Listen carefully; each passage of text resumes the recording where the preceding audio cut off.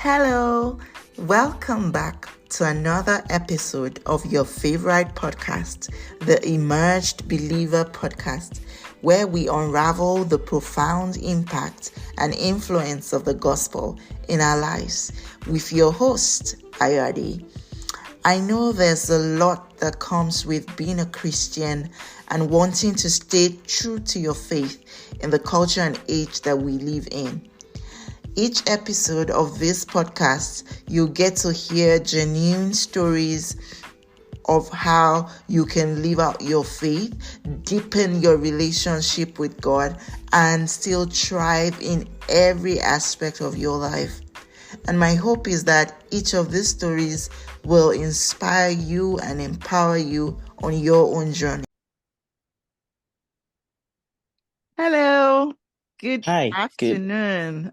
I'm so good afternoon. excited to have you here, T, as my And guest on this podcast. And I hope that this podcast is going to be a learning call for both of us, because I'm also mhm, here to learn as I listen to all of your experiences. And I'm sure that as many of them are listening to this interesting episode that I foresee it to be, I'm sure that they would also benefit from this and also learn one or two things.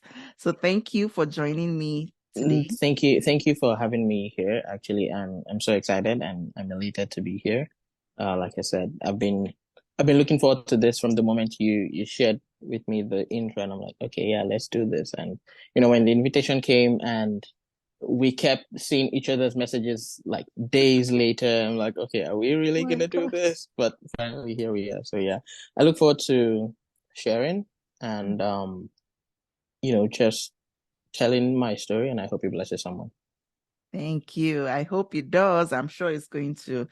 So to kickstart, I know that the importance of faith cannot be overemphasized in our journey as believers. So I think my first question will be, how has that faith played a role in your journey, or how has it shaped your journey as a believer?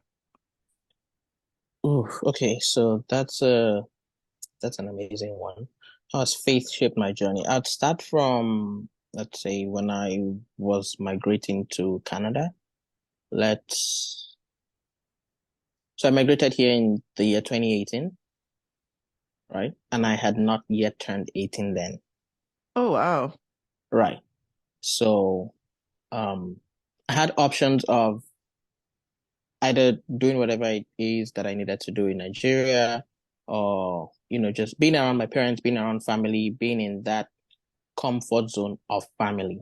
But there also was the option of coming to do things myself here. And I said, okay, you know what? Yeah, that's what I was gonna do. And I'm just gonna share this very little story. I was supposed to take my flight on the 4th of August, either the 3rd of August or 4th of August or something. And I had received a mail saying that my Mhm. connecting flight from Morocco was going to be delayed until the 5th. Hmm. So I showed it to my dad, and we both assumed that it was the flight from Lagos that was delayed. Oh, Yeah. So we got to the airport on Monday, the 5th of August. oh It was my a Sunday goodness. stroke Monday, yeah. And I should give them my ticket and everything. And they're like, bro, you missed your What? flight. Miss, oh my God. You missed your flight. And the moment you hear that, you start thinking village people. Because you're like, Hey. that cannot be.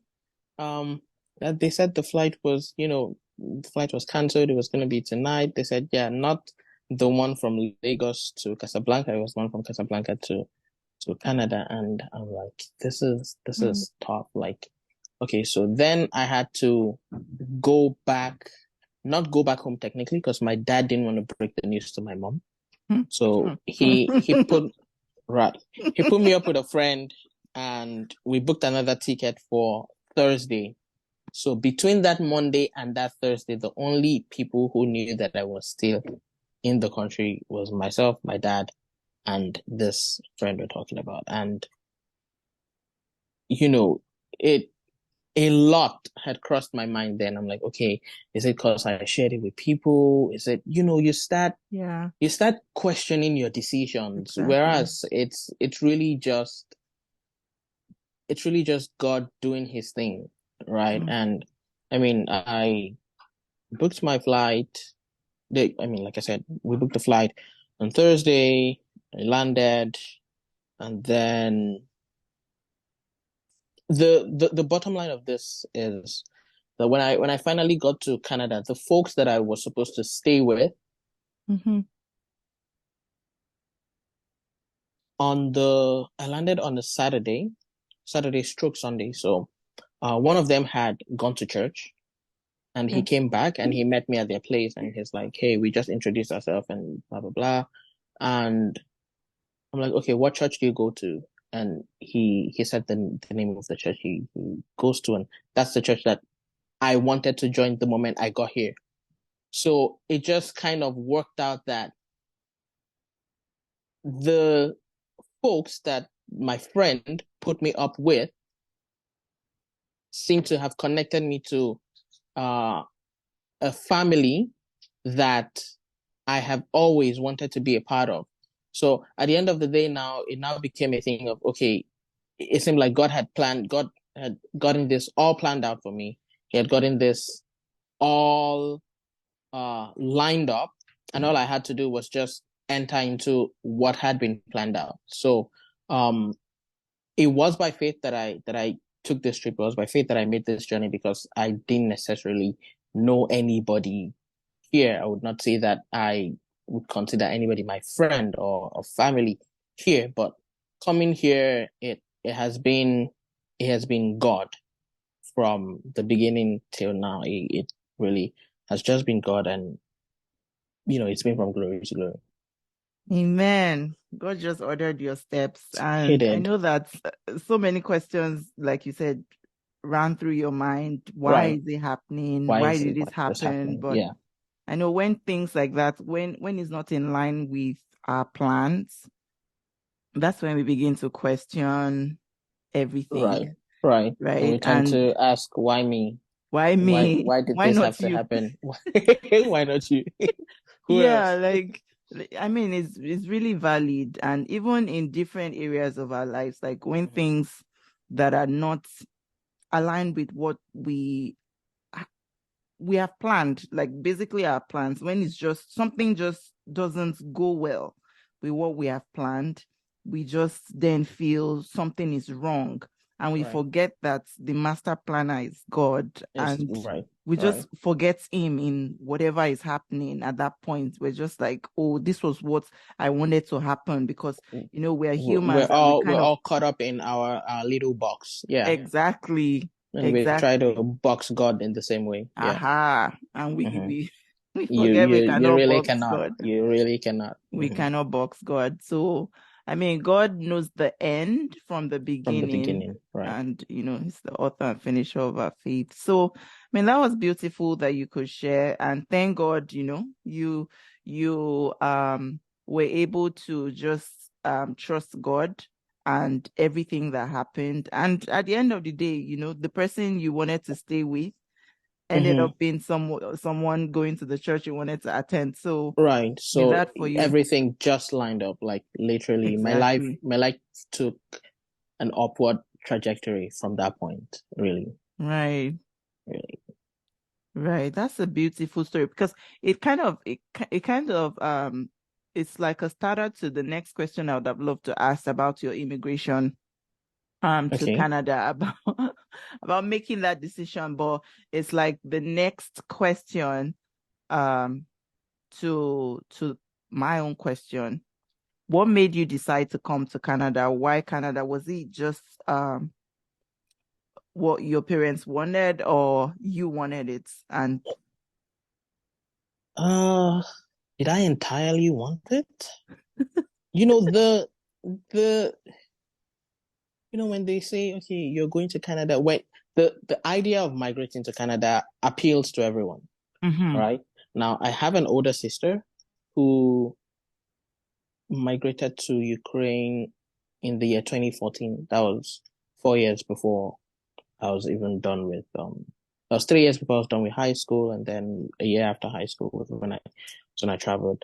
But she one thing that affected me with her migration was the fact that we became so distant.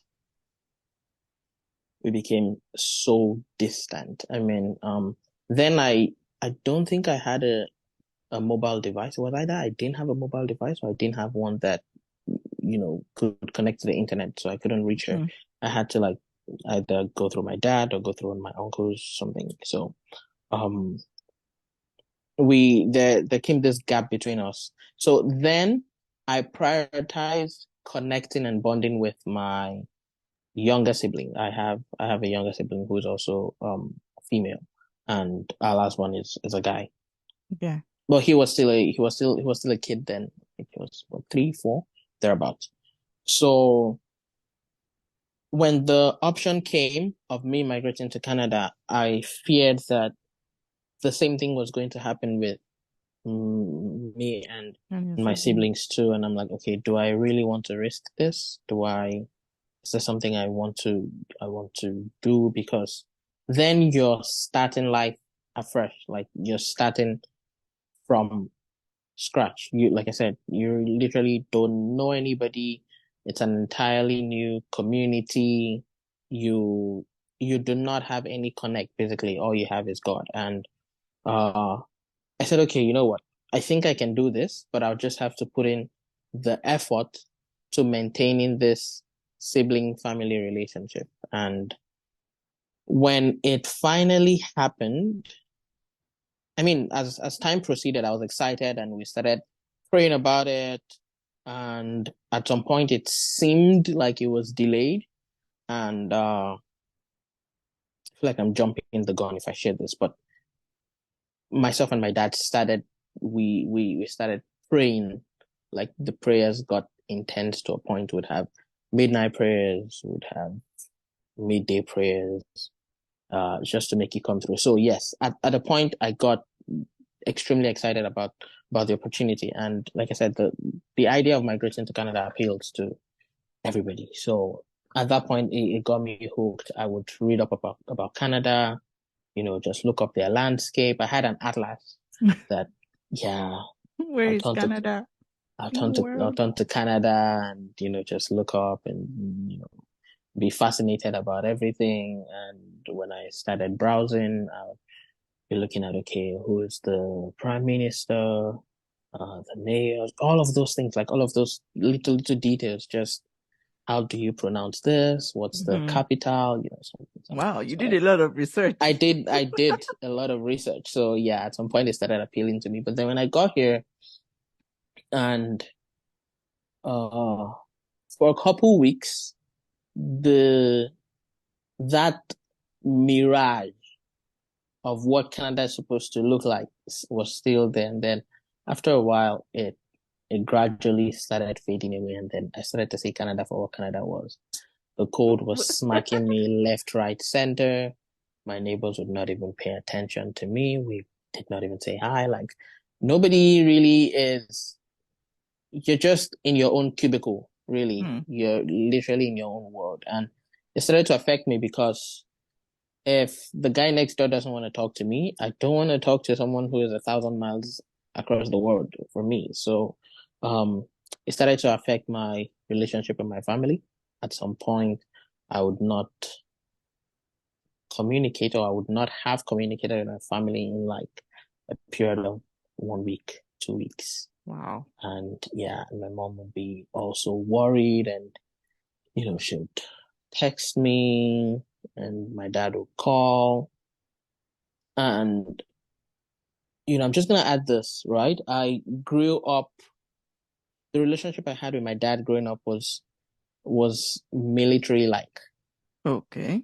right? So it was one of this where we didn't have the friendship relationship. It was more father-son relationship, where he'll say something, I'd say yes, sir. He'd ask something, you respond with sir, like that, like that. So then when I got here, he started to want to bond with me on a whole new different perspective on a whole new different level. And it felt awkward at the time because we're not cool like that.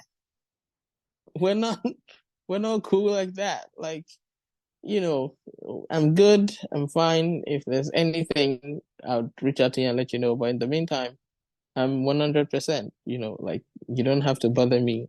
I won't bother you. Like, let's just know that everybody is doing excellently well. So, but after a while, gradually things started to change. But yeah, really, it migrating to Canada did take a toll on my personal relationships with family and then with friends. The first thing that I realized with friends is that I don't even know if I should call them friends at this point, but there's a certain group of people who want to use you for their fraudulent interests. So you start getting requests like, "Oh, can you open a Facebook account for me? Are you able to help?" Oh, you didn't experience that? Oh, that's new. That's very new. This is the first time I'm This hearing is that. new. To help Yeah. you Oh, open okay. Facebook account? For Yeah, what? because I let me say it would not be erroneous to assume that they're into fraud, Ah, right? Yeah. So I believe opening a Facebook account here, okay. abroad, overseas, in certain parts of the world, in certain regions, Okay. gives you certain perks Ah, okay. I that see. it doesn't, back in In Nigeria. certain Ah, other regions. Yeah. So okay. you're able to help open Facebook accounts, or am I able to deposit money into your account and then would take a profit split, 60 Ah, 40 something? Or are you able to help? Am I able to mail this check to your address? oh, wow. You already know what this Mm. thing is like. And it started, I'm like, so like And this because you is don't what help them, they'll just be like, oh, you're not proud. at some point I'm like, what now, like this and I did for you.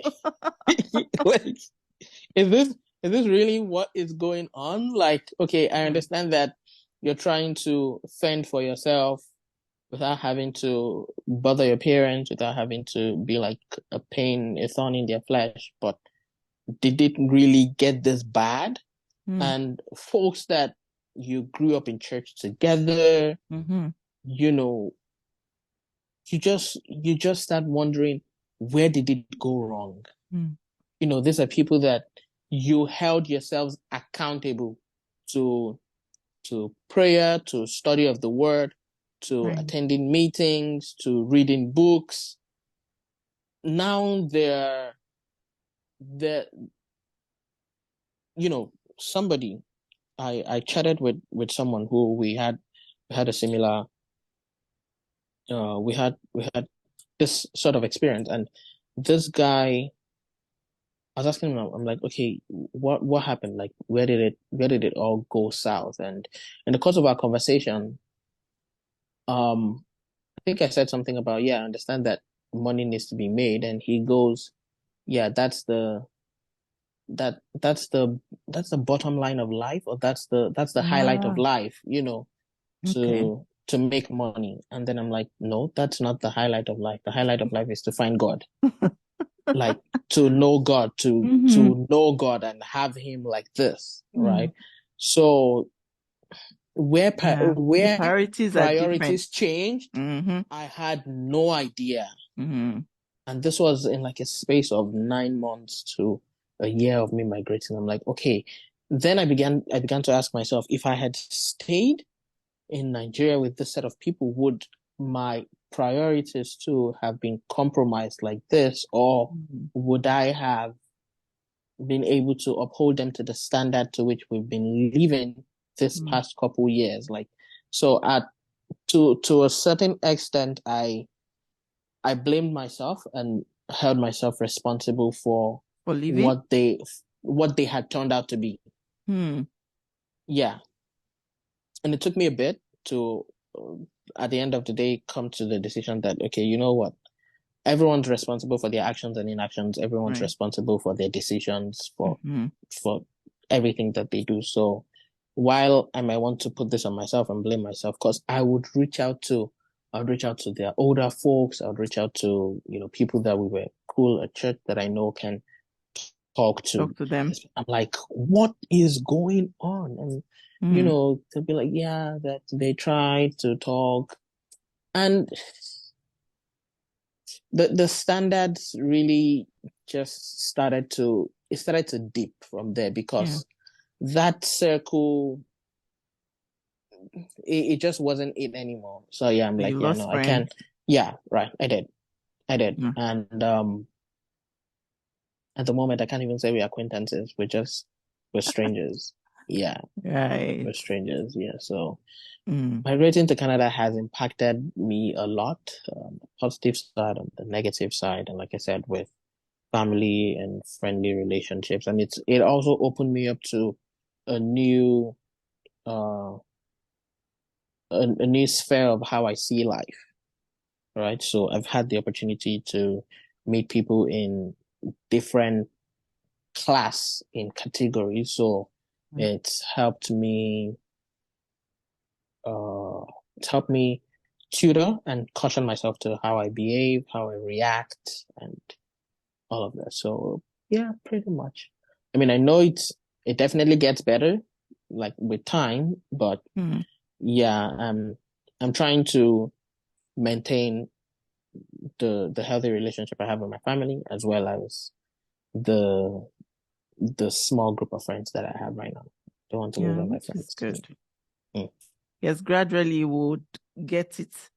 But I mean, you shared a lot of experiences and how migrating to Canada has impacted relationships. I think Mm-hmm. a lot of people will share somewhat this view just Yeah, because there's this narrative when you leave Canada or just leave the country, yeah, your friends just feel you won't be able to reach out to them or right, you have moved on with life. right, And right. the truth is, even while you were in the same country, Mm-hmm. there's a high probability that you're not even We, as closely knit as you were, yeah, but because you yeah. just leave We the weren't country. we weren't all chitty chatty back in high Exactly. school, and now you get my contact, and it's you have forgotten me. Like, Exactly. bro, That's the word. we You never just knew each forgot other. us. Or is it because you have moved to Canada? Yeah, exactly, right? Yeah. So having to deal with that as well. Usually people like that, I just keep them at arm's length. Like, there's this guy he used to be a bully in high school, right? He he would bully anyone and anything. Hmm. And after a while, I think it was sometimes last year, he got my contact from the group chat that we were on for the high school year set. And he reached out to me, and he was trying to be all brotherly. Hmm. And for me, it just wasn't giving, because, From where to where? guy, you almost smashed my phone back in high school. You almost beat up my friends. Like, the memories I have of you, even if, I'm not holding it against you, but the memories I have of you, we're not, he tried to introduce me to a business deal, something, something. Bro, I'm definitely not having, no, that now you're pushing it. No, we're not, that's No. no, let's not do that. We don't do A that here. business deal, you just went from 0 to 100. From 0 to 100 real quick. Like, yeah, no, I'm like, yeah, no, we're not doing that.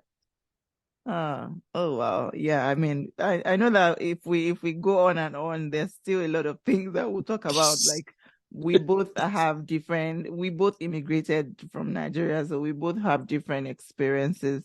Right. But talking about in Canada now, how Mm-hmm. has your experience been adjusting? Because you mentioned something about the weather. Yeah. How has it been adjusting to the weather conditions? I don't know if you had if you had to search for houses, if you had to search for jobs, like how has it been? Because house search, when I first came, I thought it was like a jam because it was a whole lot of work to look for a Mm-hmm. house to live Right. in. So how has that been for you adjusting? You mentioned adjusting to your neighbors, like the whole everything about Canada. How has it been for you? Okay, so with the weather, I feel like I wasn't properly oriented. Is it oriented or Oriented, yeah? orientated? Oriented. Thank you. I wasn't properly oriented. I mean, before I did travel, someone had come up to me, one that I very much respect, and he had mentioned, oh, okay, so you'll be going to join your sister soon, right? I'm like, no, my sister's in Ukraine. I'm going to Canada. And it's like, oh, Canada. That there've been claims that, the code there is out of the world. Like, are you sure you'll be able to handle it? And I said, well, Shouldn't be that bad. there's people living there, right? Exactly. Shouldn't be One way that or the other, I'll cope. But when I got here, bad. da da da da da da da da da, nah, yeah. So I and then, like I said, I wasn't properly oriented. So the stuff that I started buying wasn't the jacket I bought. I bought a spring jacket. Everyone bought from Yaba Big. I bought it. I even here in Canada, I went to one of the malls and like I said, what I bought was a Spring. spring jacket. Yes. And this was September, like fall was already approaching, Oh my and winter goodness. was the cold winds were rising, basically. Oh And no. I just I bought hoodies, I bought sweaters, but I did not buy a proper jacket. Yeah. And I did not have a pair of winter boots. Oh my So goodness. someone from church had had given me a winter jacket. They saw that I'd come into church in the evening with the spring jacket and Like, be like, "Are you not cold?" yeah. I'm like, "No, I'm good. It's okay." And they say, "Yeah, no, you can't keep doing this." So I'm they really bought me cold inside. they, Help. they bought me a winter jacket. Um, I got myself shoes, Hmm. but they weren't winter Winter boots. boots. But but it didn't really impact me the first 2 years, being that I wasn't always out and about, Okay. right? But anyways, let's end that aside. And then with the with the housing, Hmm. the folks that I said I stayed here with initially when I first moved the first month, so they went out of their way to yeah, to get Yeah. me a That's place to nice. stay in their name. They paid the first and the last, and then when I finally got myself set up, I paid them back, and I stayed in that apartment for a little over a year. I stayed in that apartment until 2020, Hmm. just before COVID hit. Ah. Yeah, and then I moved out and I went to stay with someone else, and yeah, that's a whole new thing. But talking about housing, let me put this in since we're talking about housing. Now, this was very, very recent, right? Last year in August, I got married, but Yay. from yeah, yeah, but from June, myself and my lady had been looking for a place that Oh we're gonna my move God. in together in August when we finally got married. But like I said, we started looking in June. Oh, June passed. July. July passed.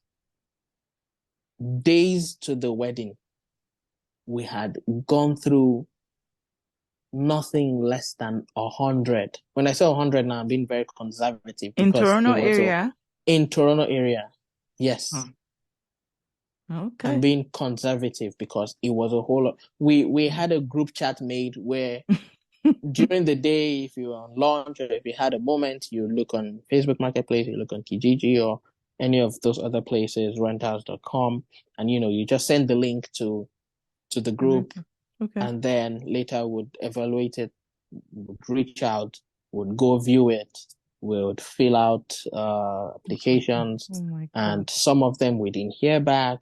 Some Obviously. of them they pulled the plug last minute. It was it Ah, was draining. It was a lot. can imagine. And I mean, when we got married, we had booked a hotel for like a couple days, and then okay, we spoke to our pastors about it, and they're like, okay, that they should be able to chat with one of our members and see if we're able to stay at the lower level. Basement. So they no, Okay. not even basement. They they lived upstairs. So if we Okay. were able to stay downstairs, but I mean the kitchen was upstairs. Basically, it worked out. Ah, good. Yeah. So second week of August to the third, no, second week of August to the last week of August, we were there, and then the couple of days between, so we're there from like August 8th to about August 25th, Mm. right? And the last couple of days between August and the beginning of September, then we had to go stay in an Airbnb Oh, because no. now we were looking for a place to stay for September. Right. And I mean, fortunately, on the 27th of August, we found something that we closed the deal in like 2 days. Oh, It cool. wasn't like God just came Stepped through. It in because was at this point, I'm like, I at this just point, got I'm like, married. Ah, we had our stuff. The whole bulk of our stuff was moved into storage, Hmm. and we just had like two boxes that Moving had around. my stuff, her stuff, had my backpack that had like work stuff, my laptop, books, all of that. And yeah, so we if we I usually I made No. this joke too. I said the Bible says that Abraham lived in tents and and he moved from places to places. So So we please. were that was really just what it was like for us. And it's always been a testimony with me looking for an apartment because like I said, I the place I moved into in 2018, I was there until about March 2020. And when I was supposed to move out, there was nowhere that I would move to. The day that I was moving out, I didn't know where I was moving to. Hmm. Yeah. I told my landlord I had packed all my stuff. He was already bringing people's stuff Someone in. else. Exactly.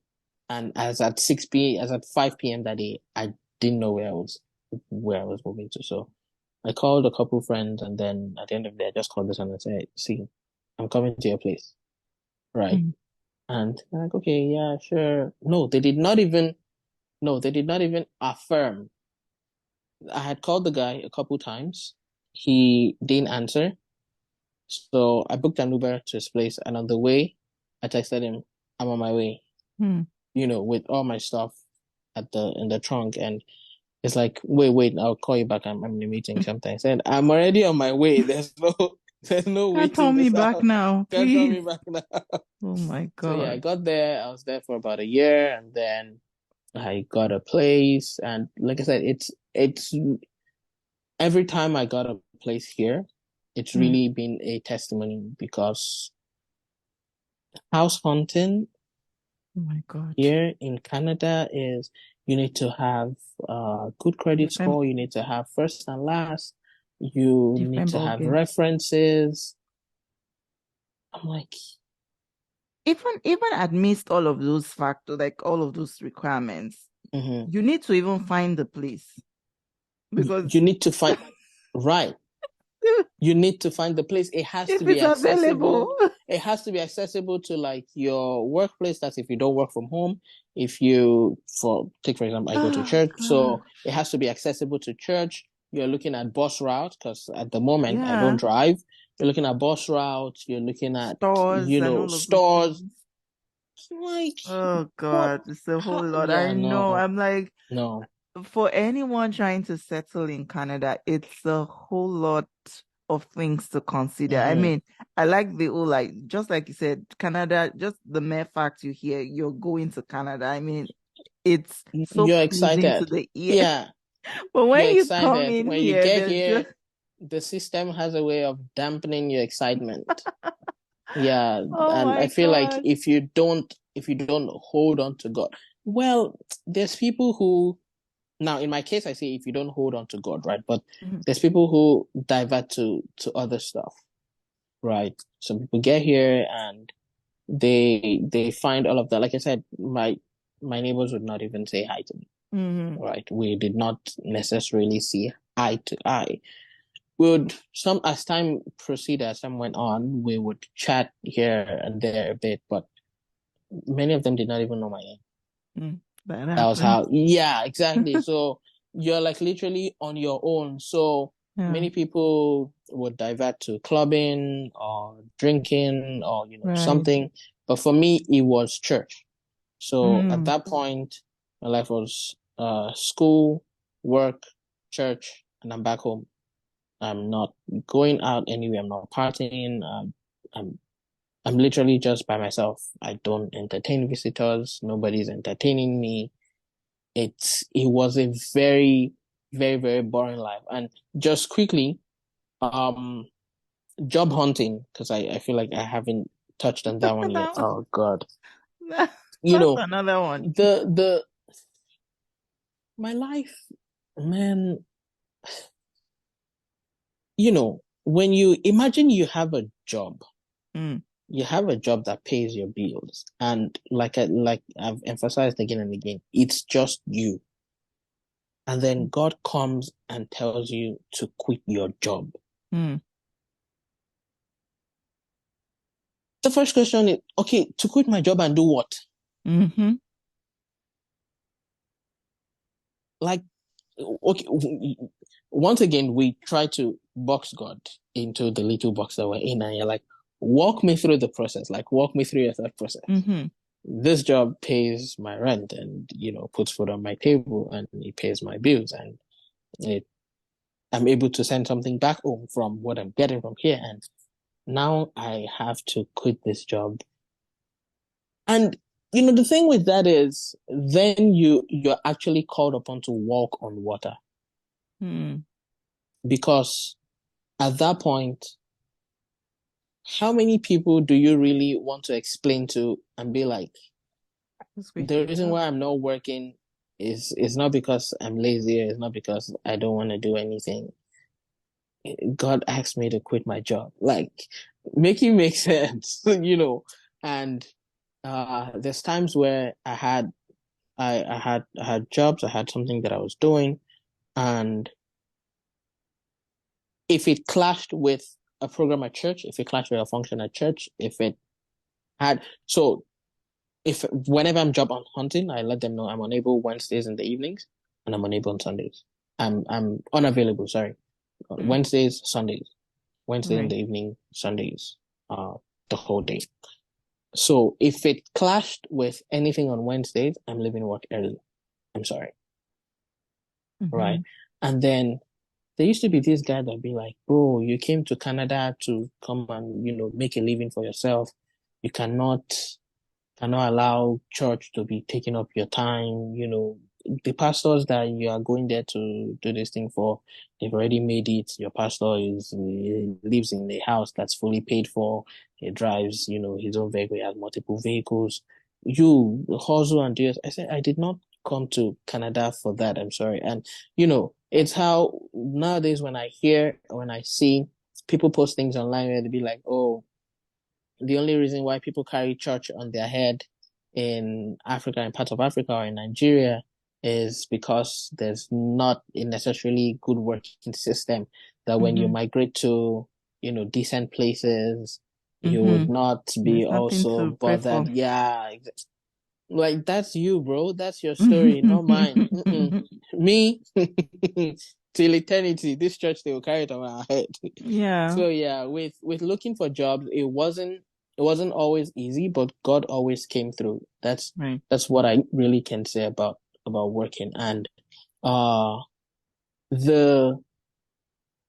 many a times the jobs that I got them based off of the skills that I acquired volunteering at church. Right? So God has just been very intentional about me, my entirety, the entirety of me being in Canada. So,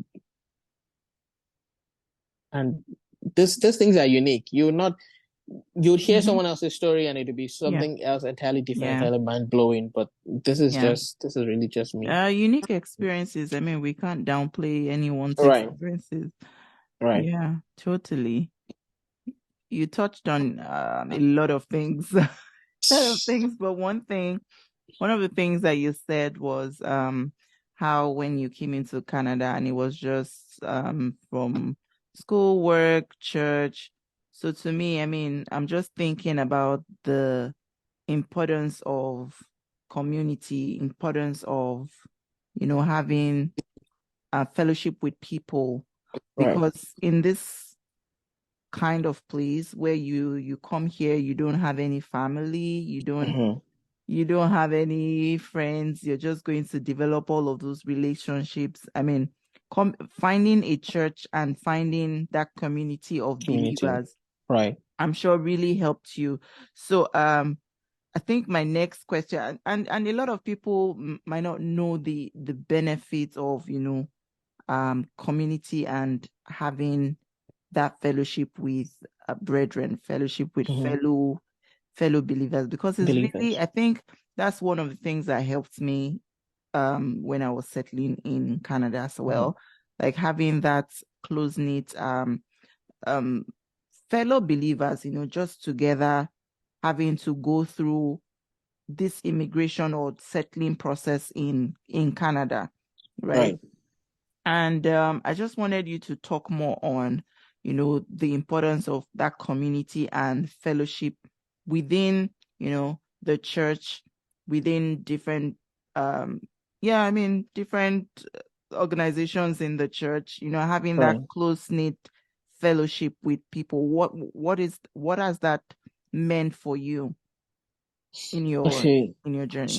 So regarding a community or fellowship in church, I'd be like, that's really been my sustaining factor for this past couple years because, I mean, like I already said, my life was church was a huge factor of what my life was centered around then. So it was school, work, church, and I'm back home. And when you meet people with the same like-mindedness, it allows you to open up a bit. It allows you to, especially when, I mean, like I said, like-mindedness. So you're all, you all have the same focus, you all have the same goal, you have the Mm. same mindset, and you're able to relate with them and share some of the things that you would not even share with your colleagues at work. So coming into church day in, day out, hearing the words that's being shared. And at some point someone had asked me, because it's just me, right? My folks are not here, and someone had asked me and they said, who do you answer to? Mhm. Like, if for whatever reason I'm supposed to come by your place and come get you, or I'm asking you to be at this function or something, who do I speak to that, would, like, I answer to myself. Mm. I don't answer to anybody. And this was before, You got married. I please don't get into that. Because I'm like, it's like Don't you missed that don't point. don't go You just there. got married. So yeah, I told them, I answered to myself, and this was before I got closely knitted in the church family, because Okay, after a while I became accountable to my pastor, right, and I answered to my pastor, answered to my departmental leaders, right. right? Because it is it's a very, very wayward thing to live life not being accountable to It's anybody. anybody. Yeah, carelessly, just Who live life just carelessly. live life carelessly? Who calls you to say, hey, you don't do things that way? This is how you do things. Or Mm, who is who is who's giving you that oversight, type of thing. And many a times my church community have come through for me several thousand ways. Like we've established, I got married last year, and the my church family rallied around myself and my wife. Like I mentioned, it was my pastor who connected with the folk from church that got us a place to stay, while it seemed like, okay, right now we're just running on fumes. There's that, and with contributions of getting married, with getting a place. Okay, my pastor was like, as much as it would not cost us anything to use the church premises for the ceremony, they would pay out of their pocket to get us an event center. Wow. Yeah, because it would just be better for the photos. It would be better for whatever it is that needed to be done. So this was this was besides all of the other contributions that they've made, making time out to take us through the marriage preparatory class, and even talking about folks at church, like the friends that I made, the brotherhood. There were times when I wasn't mobile, so it would be this brother from church that would come pick me up on Sunday morning at 8:30 a.m. Service starts at 11 a.m. I work in technical, and I need to be in early to set up stuff and make sure stuff is going. So this guy would come by my place. He lives in North York. Whoever is listening to this, they'd figure it out I if hope they they live in this listen. environment. He lives in North York. I used to live in Brampton. Now, this part of Brampton where I live is almost in Caledon. So, I know Caledon. You know Caledon. In Brampton. Thank you very much. So there are very few transit buses that tar this route. So if I am going to take the bus to church, to get to church early, let's say 10 a.m., I have to be out of my house nothing less than 7:45. So 7:45, where I used to stay then in Brampton, the bus did not used to come that route. So I'd have to take an Uber about 10 minutes to the major intersection, Airport Road and Countryside, and then take a bus. I'll take about 3 buses to. So yeah, this guy would come pick me up at like 9 a.m. He would drop me off at church, and then he would go and get his family ready. And I would go in, I would set up, all of that. It's stuff like this that people who do not know where to look for in the clubs, or they're looking for and in other places, in the most mundane places. And there's people who even try to seek this type of community at work. Yeah. I've met people who they don't even want to go home at all. Overtime is available, they're taking every single minute of it. They're coming in very early, they don't want to go home. They want to come in on Saturday and Sunday to work. And I'm like, okay, where is work-life balance? They're trying to fill in that gap. Yeah. That, like we've established, only God, there's a portion that only God can fill, and there's a portion where it is a certain community. It's a certain community of like-minded people. So people who you can be yourself around, people who you can sit down and share with and talk to and pray together. And, there's been times when I do not feel like praying. I don't want to pray. I'm not interested in studying, but you have friends who they prompt you to want to do this. Yeah. Right? So as an individual, you don't want to pray. That's good for you. But we have prayer meeting and you have to join and you have to lead. So guess what? Now you're praying. Right? And it's in this community of people where you see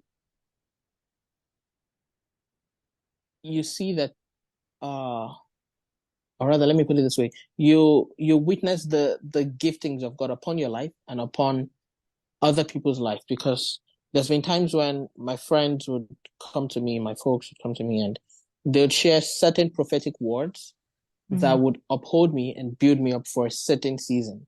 Right. And it would just be very amazing how these words are accurate. Like, okay, maybe God has been trying to communicate it with me, and maybe I wasn't listening, or maybe I was just too busy. I was too caught up in my own stuff. And this is God talking to somebody about something that I've been bothered about, I've been stressing about. So you cannot downplay all of these things. They are they are God's instrument to building his church, the community, the Absolutely. that family, that unit Yeah. is instrumental to what God is doing in this end time.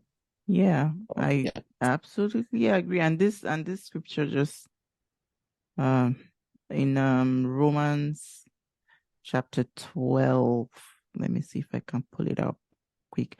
When it says, for just as each of us has one body with many members, and Mm-hmm. these members do not have all the same function. So in Christ, we, though many, form one body, and each member belongs to all the others. It was just when you were saying, you know, someone will just speak a word. I Right. mean, everyone in the body of Christ, we have different functions, and we cannot, just like we can't downplay the function of the head and The function functional of the and shoulder. function of Like the arm. Yeah. exactly, like we have Right. different things, and it's beautiful when we all come together, Mm-hmm. right? Because the body cannot function solely without the eyes, without the ears. Like it's all together, and it's the combination of all of the functions that makes the church. So it's in all of these gatherings, all of this fellowship, this community, you get the beauty of the community. We in all of our diversity or our Right. uniqueness, we get so there's beauty in diversity, there's beauty in Right. Right. uniqueness, if that makes sense. But yeah, and that just struck out for me that we can't overemphasize the Emphasize that. importance of Mm-hmm. community as believers. When you're down, you just need someone to just lift you up. You also need people that you need to be accountable to. You need that community to just to give you strength, like Right. to just keep you going, because as much as it's an individual race, you need people around you to cheer you up. You need people around you to help you to keep going. Because That's once you see absolutely them correct. running, you're also gingered, like, oh, Gingered to, yeah. this person, You know okay, what? I If can I do it. can I run, can I do can it. jog. Yeah. Yeah. Keep it going until you finally get there. Yeah. Yeah. So absolutely. Thank you for sharing. So No this problem. last one, this has been an Mm-hmm. interesting conversation. So before you leave us, Mm-hmm. what one last thing, that you have to say to someone out there, someone who's just recently immigrated, or maybe just in Canada, and they want to maintain a very strong relationship with God. What's that one advice that you will give them amidst the whole culture shock that's happening in Canada, amidst Mm-hmm. all of those things, job hunting, house hunting, all of those things, and they still want to maintain a strong relationship with God? What's that one advice that you have for them? Okay, so you said one advice, but I'll do two if that's Okay, okay. I'm sorry. you're Yeah, so okay. generous. So number one, I always tell people that there's only one thing that's constant in this life. Hmm. Well, it's quite erroneous to say thing, but you get the point, and it's God. Hmm. God is the only constant in this life. And for certain people, they find that out early in life, and for some others, they find it out later in life. So the earlier you come to that understanding The better. Hmm. regardless of where I go, the psalmist says, it doesn't matter where I try to hide myself, you're there, and if you have a calling of God upon your life, or even aside that, you're Christian, you're a believer, God God wants to have your heart in his hands like that, Hmm. right? So the only constant in this life is God. So whether or not you lay your life down to be used by God in whatever way, form, or manner, to be turned in whatever direction, if you don't do it now, you do it sometimes in the future. And that's how you see where a certain group of people have seemed to be ahead of others. A certain group of people seem to be ahead of their peers because they they took hold of this spiritual thing. While I was growing, sorry, I apologize. That's okay. But while I was growing, I'm like 13, 14 years old. I would not be bothered about spiritual things. I'm like, you know what? Just let me be. I was really interested in motivational and inspirational topics. So like attitude is everything or leadership books. So I'd read a bunch of John Maxwell books and read a couple other books, know your limits and ignore them. Stuff that would motivate you, make it, Motivational but speaker. motivational speaker, exactly. I used to want to be one, but God arrested me. Anyways, at some point I'm like, okay, so when do I start to take the spiritual seriously? Like when exactly? And at some point in 2015, I decided, okay, you know what? This is where I take my spiritual life seriously. And there's been growth. It's just like when we're chatting earlier, like if you don't start, there's nothing to improve on. So it isn't until you start that you get to level 1, and then you finish level 1, you get to level 2. So if you don't start at all, you're on level 0. So you don't engage God, you don't talk to God about his plans for your life. You and God, you're on a blank page. Like the Holy Spirit lives in you, but he's that neighbor that you don't say hi to. You never get anything done. You never get anywhere in life, right? And that's number 1. I said I was going to share 2, right? Yes. Thank you, Holy Spirit. It almost slipped my mind. And the second one, don't let anyone despise your service or what you do for God, what you do in the house of God. Now, whether in his house or outside it, don't let anyone despise your service to God, because there'll be people that tell you, okay, you know what, right now you're just doing too much. There's time for everything. There's time for everything. You have to study for school, but then at the same time, you're up in the middle of the night. I had this issue with the folks that I stayed here with initially. Now there used to be 4 of them. There was one of them that goes to church. The other 3, I would wake up in the middle of the night, like 2 a.m., and lock myself in the washroom and pray in tongues until like 2:30, sometimes 3, and then I'll go back to sleep. And then would wake up in the morning and they'll be bothered about how I was disturbing them in the night. Like, well, guy, we know day Nigeria now. Which one be all these tongues where you go wake? I say, okay, you know what? It was like, if you want to pause standing, my guy, I'd leave the room, I'd leave the house, and then I would come outside. I'll go on the staircase and pray. And when I'm done praying, I'll go back in the room and I'll sleep. And then at that point, they had no idea that you were I still was still doing it. praying in tongues, right? So nobody bothered me anymore. But it's just, don't let anyone despise your service to God, because they will come. Yeah. And there'll be jobs that would want to take out of your service time, or they'll want to call you in on a Sunday or whatever other time that you have for worship. Be firm with, if you're unavailable these days as a result of your service, be unavailable. Be available unto God. Have that time committed to God, and especially in givings, because it's permit me to say crazy to having racked up a whole amount of shifts, and you've made all this money, and then God is asking for your first fruit at the beginning of the year, or God is asking you to sow a seed to this person, or is asking you to buy a device and just send it to this person and not even let them know that it's coming from you. So you don't even receive a thank you.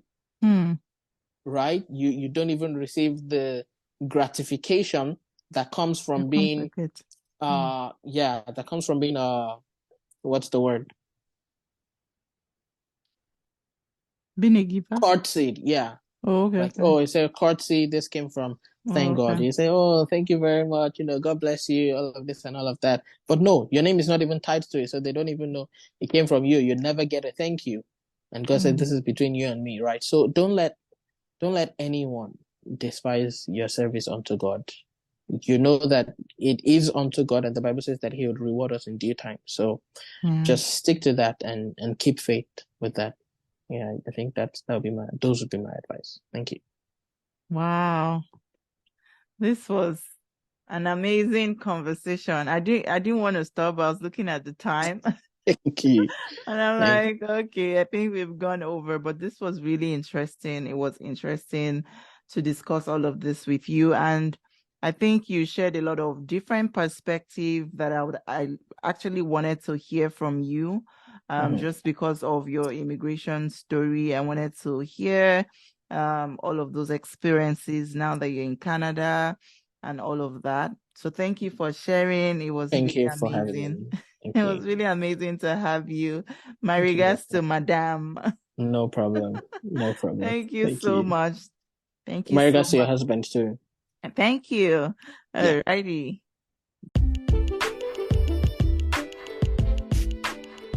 And to you listening to this podcast right now, as much as your Christian race is an individual one, remember you're not alone on this journey. Bye for now.